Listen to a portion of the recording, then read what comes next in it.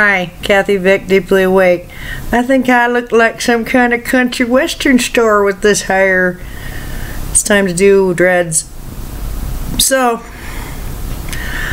yeah, this is not what I was doing before, what I'm doing now. And yet I understand the validity of coming to you. So, here I am. I want to tell you what happened. I'm realizing just an interesting shift, because not only am I finding it easier to just be among people, but I'm being rewarded generously by being in their presence. So I was driving to this thing called Art Boogie. I really dig it. It's so much fun. The people who show up are just so interesting. And I was going to do tarot readings there.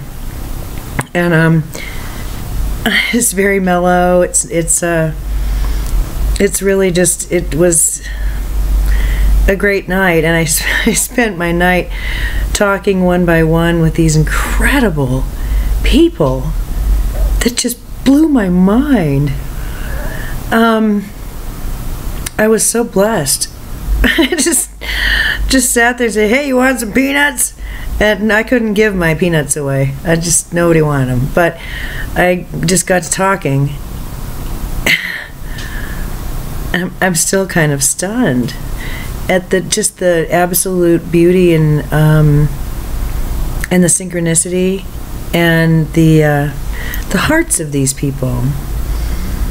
It was just exquisite. And what's funny is that I drove there literally saying out loud, you know, I'm just going to have to get used to the idea that I'm never probably going to meet anyone in the flesh who understands what I understand.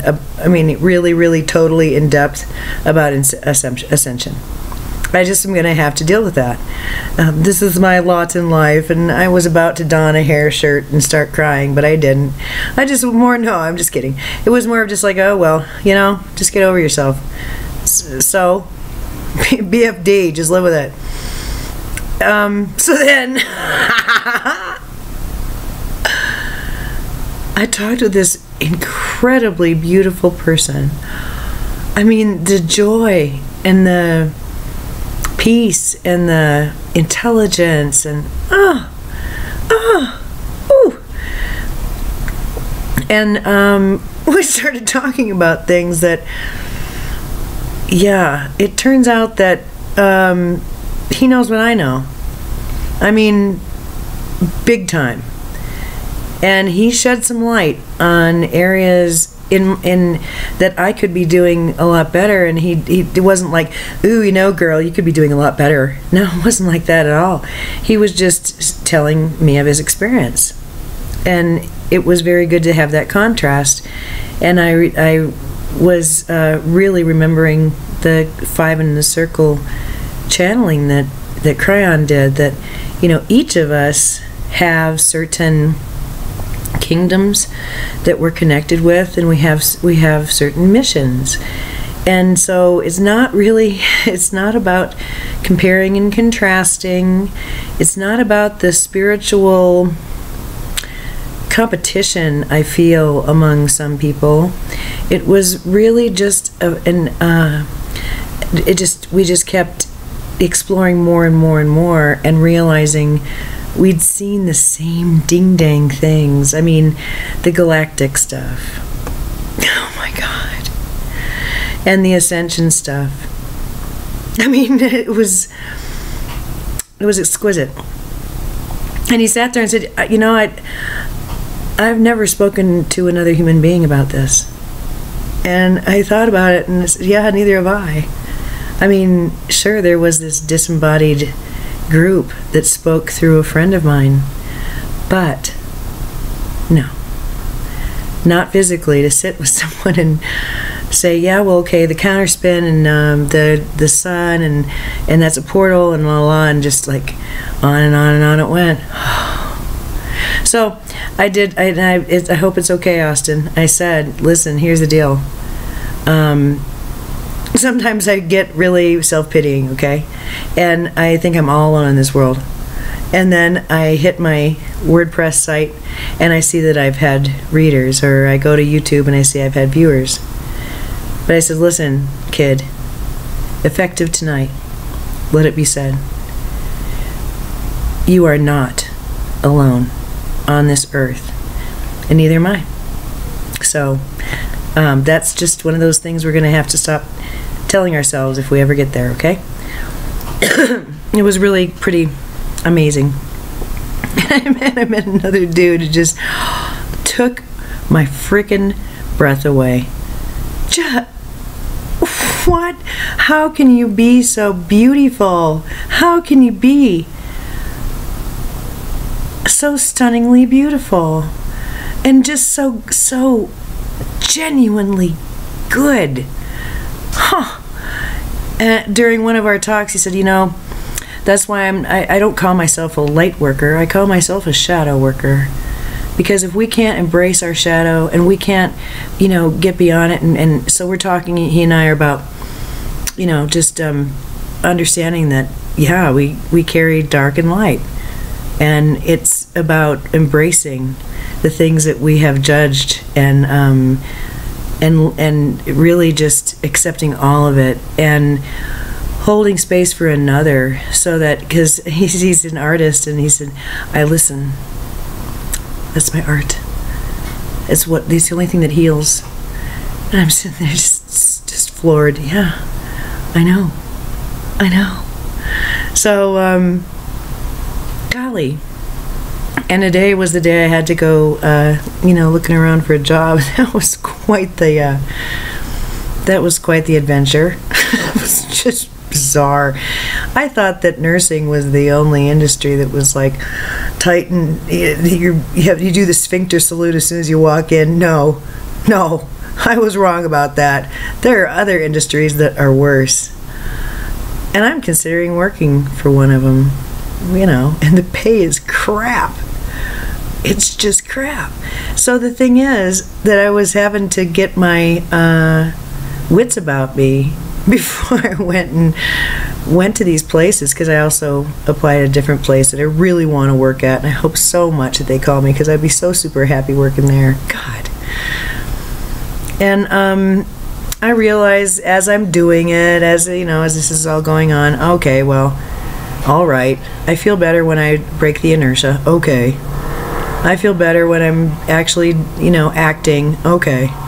So, and it's not like I've been inert. I really have been looking for work, and I've been banging the drum and going out there. But really, I need to just keep at it. But I had to kind of get my wits about me before I went. And I was feeling really bad at a certain point. I really get it. I have people who ding me, and they're really in a terrible way, some of them, and having trouble and feeling really freaked out and having trouble managing their emotions. Well, you know, join the crowd. It's not easy, and we all can help each other. We really can. So a few kind words helps, and I'm available to assist with the channeling and the divination too. But the idea here is that of course, you know, the whole thing is about standing as some sort of assistance, and I was feeling like I just didn't want to help anymore. I was feeling really small, and as I sat and thought things through and kind of got into a place where I was feeling better about life, and I was able to do the impossible, it felt. I just got back to my center, I guess.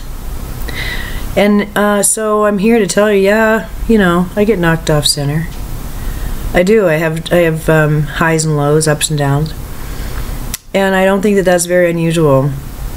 I think that as we assimilate things and we try new things, that old patterns are there for our review, and they're alive and well, they're plugged in and innervated, and we can dip into the fears and the old stories as much as we want, and then sit and feel crappy, but it was really wonderful because I was able to remember a few things. And it had nothing to do about outcome. It had everything to do with my worth, regardless of outcome. So I think that's kind of how I want to finish this, because the guidance that we had on Monday, Melissa and I, made it very plain, and they have been doing this really since April with me and Melissa. What do you want? What do you want?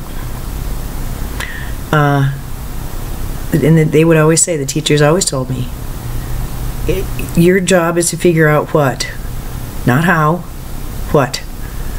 We are in charge of how, you are in charge of what. What do you want?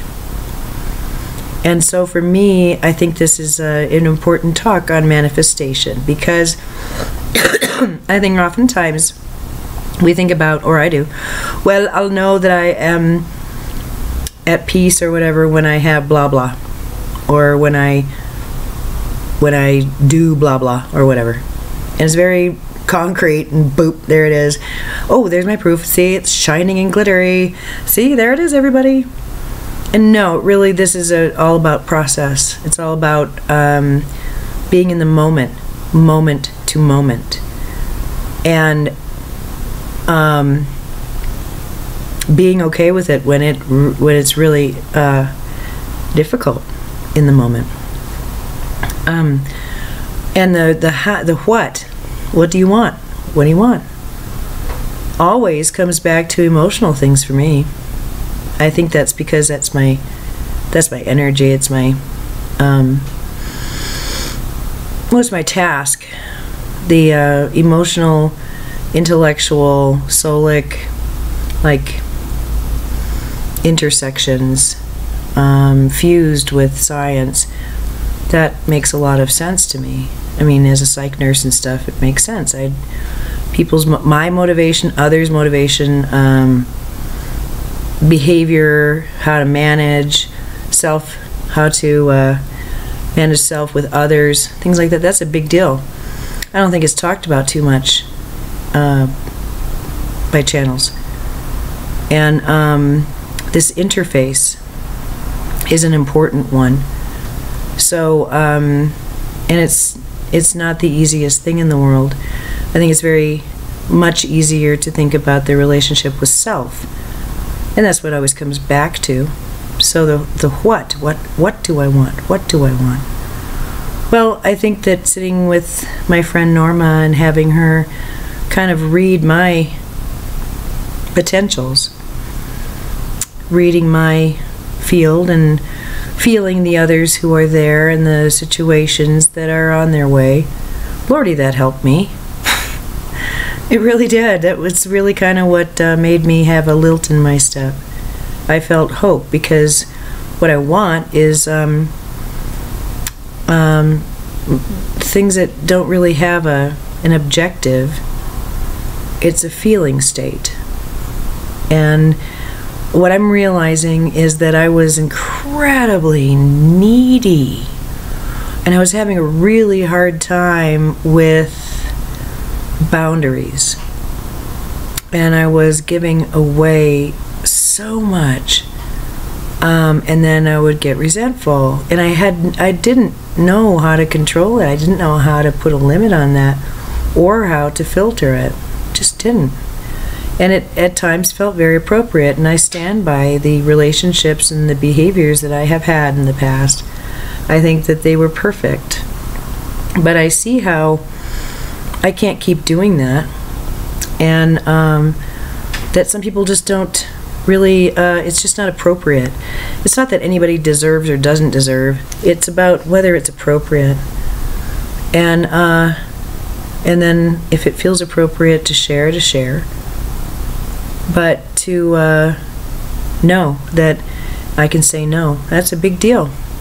And that I'm going to be okay. It was really impossible for me to believe that if I limited something or said no to something that I wanted, that something better would come along. or that I wouldn't be just feeling really, really, really bad. And I think that's a nice way to keep a person from changing. I kept myself from changing, appropriately so. You know, there's no recriminations here. But now I see that there is a way for me to stay safer internally with people, and it's by not needing any sort of reaction from them and not taking a reaction from them personally. And that's been a really big deal. And I know it sounds like baby psychology. I'm aware it sounds like baby steps. I get it. That's fine. So what? So what? Because in a way, come on now, first of all, if I'm there, I'm there. And second of all, this is all kind of new to me, in a way. So it's okay. And I'll bet you, if I'm thinking this and having these issues, there probably is one or two other people on the planet who also have these issues. So I think that sometimes it's easy to think in my own brain, well, if I don't understand everything and I don't have it all lined up, boom, boom, boom, then I don't have the authority to speak as a healer or whatever. Well, that's a really nice way to keep the lid on, isn't it?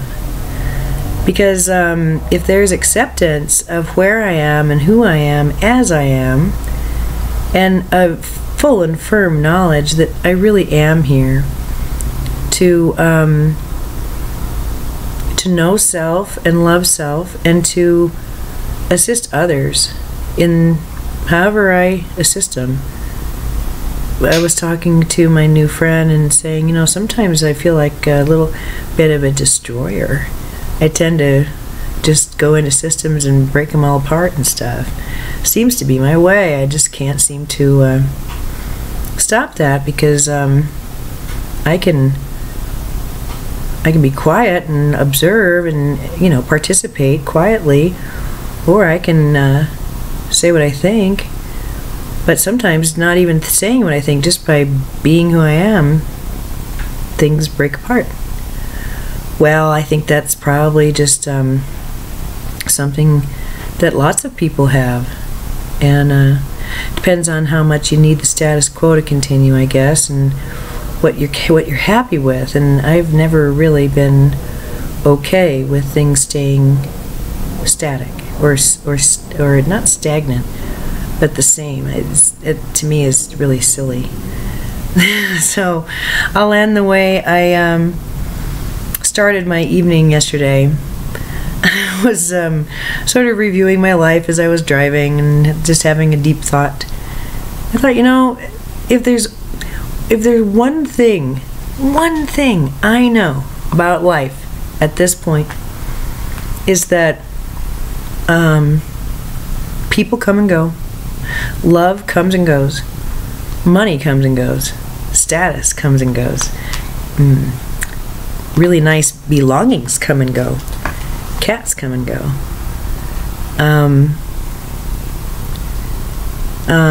deep connection comes and goes.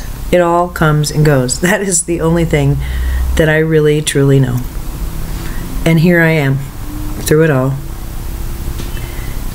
And it really is about participating now. I wrote a really fantastic essay a while ago called To Participate. And there have been a lot of blocks and a lot of reasons why I have chosen not to participate, mainly because given the way I'm made, I just don't understand sexual politics. I just don't. The whole sexual politics thing just is like, I listened to one of my friends talk about her very deep knowledge of how to get along and the sexual politics that are required, and just the etiquette and what to say, what not to say, how to behave, how not to behave. It's just like, what? What? Thank you for explaining, but what? So for me, it's just about being in a place where I have self-worth, and if I'm there, then the politics can fall away, and my fear of decloaking falls away. And so oftentimes I'll be walking around in one of those gigs and I'm smiling and I'm so happy, and people just say, "Oh, I love your energy." It's like, wow, I love yours too. And that's what's happening more and more. So I think sometimes what is seen here is the thinking that goes behind or goes in front of being able to connect and having better connection, which is really, for me, it's one of the things I want. So it's important, I think, for me, I'll end this way, to remind myself on film that it truly is being in fear of what might happen, being in self-pity for what has happened, and being in a self-protective mode to guard against certain things happening is really, that's pretty much the way to shut things down. It's a binary system around here, a linear system of yes and no. You say no and things turn off. You say yes and things turn on. And I did a lot of saying no. I was scared and I didn't feel all that confident. And I have my moments of doubt and fear. But overall, I still know what's in here. And this sense of self-worth and purpose feels more and more clear. That fear mentality, it's becoming a little less tangy. I read something that Cryon wrote a long time ago, and it said, you know, if you're feeling awesome except for your sore toe, what are you going to be thinking about a lot? Well, your sore toe. That's sort of the way it goes. So it is a matter of looking up, smiling, and saying hi. It is a matter of looking within, smiling, and saying yes. And so I'm getting a little bit clear about what I want. I think it's pretty plain to me at times what I want, and it's got nothing to do with a particular person or a particular city or even a particular endeavor. It has to do with feeling good within and feeling safe within and feeling home within and having fun, laughing, smiling, and not sweating it if I'm doing that and no one else is. It doesn't happen very often. So that's what I'm thinking right now. It was a good day. It's going to be a really nice night. And I'm glad for these new boundaries, and I think I can do a much better job of creating my reality, given the increased worth I feel within and without. Really, believe me, it's a two-way street. I really, even people who are not very compassionate and kind of mean, I just look at them and just see it for what it is and try and make it better in my own way without giving them a lot of power. So it's getting good, guys. I hope that you're doing well, that you're happy, that you're well cared for, that you feel loved within and without, today and in all days. Selah.